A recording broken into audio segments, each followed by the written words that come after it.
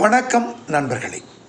எழுத்தாளர் வத்சலா அவர்கள் எழுதியிருக்கிற வெறுப்பை தந்த வினாடி என்ற சிறுகதையை இன்று நாம் பார்க்க இருக்கிறோம்.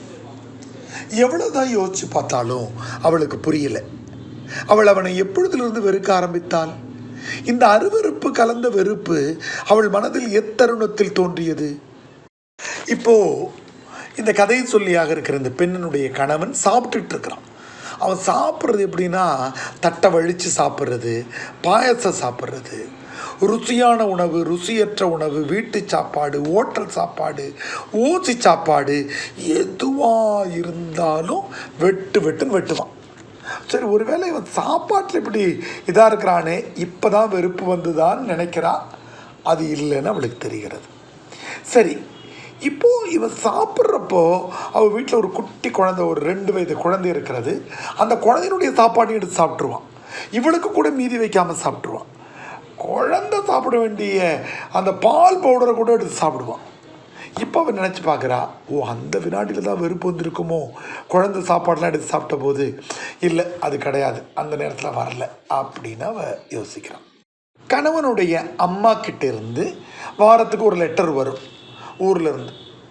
அந்த லெட்டரை படித்த உடனே இவன் மனைவியை திட்டுவான்.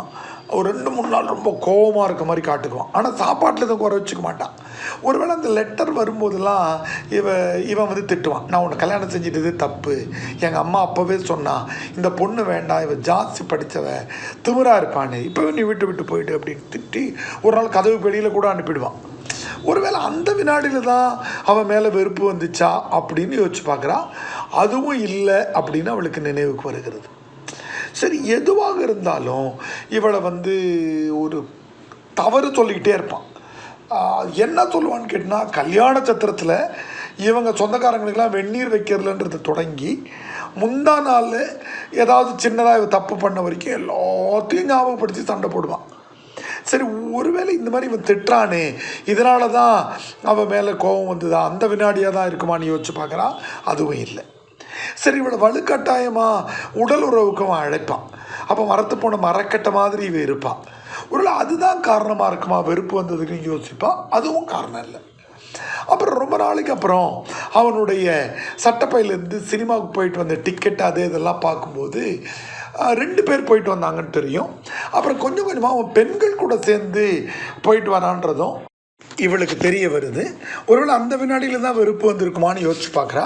அந்த வினாடியும் இல்லைன்னு தெரியுது.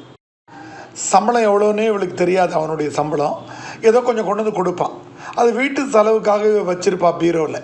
அதிலிருந்தே அவன் திருடிட்டு போயிருப்பான். இந்த சூழ்நிலையில் எல்லாத்தையும் அசையை போட்டுட்டு சரி இவனை விட்டு பிரிஞ்சு போயிடலான்ற முடிவில் தன்னுடைய துணிகளையும் குழந்தைகள் துணியும் எடுத்துக்கிட்டு டெல்லியில் தான் அந்த கதை நடக்கிறது. பக்கமாக அப்பா அம்மா வந்துட்டாங்க அண்ணன் வீட்டுக்கு. அந்த அண்ணன் வீட்டுக்கு போகலாம் அப்படின்னு முடிவு பண்ணிவிட்டு கால் டாக்ஸி பிடிச்சி அங்கே போய் வீட்டில் சேர்றான். மகளும் பேத்தியும் வந்திருக்கிறத பார்த்தோன்னே அப்பா அம்மா ரொம்ப மகிழ்ச்சி அடைகிறாங்க. ஆனால் வந்திருக்க லக்கேஜெலாம் பார்த்தோன்னே அவங்களுக்கு எல்லாம் புரிஞ்சிருது. உடனே தான் படித்த எம்எஸ்சி சர்டிஃபிகேட் அதெல்லாம் அப்பாட்ட கொடுத்து, அப்பா இது எல்லாத்துலேயும் ஒன்று 5 காப்பி ஜெராக்ஸ் போட்டு வாங்கப்பா அப்படின்னு சொல்கிறான்.